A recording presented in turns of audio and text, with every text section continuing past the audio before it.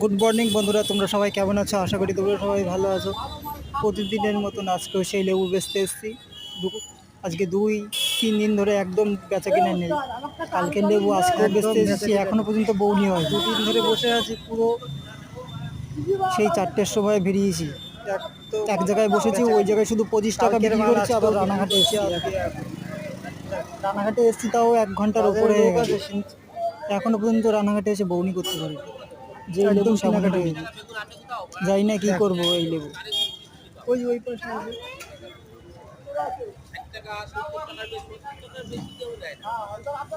দেখো লেবুগুলো, এই লেবু তাও আবার বলছে 5 টাকা করে। 5 টাকা করে পিস বলছে, তাও খরিদ্দার আসছে না।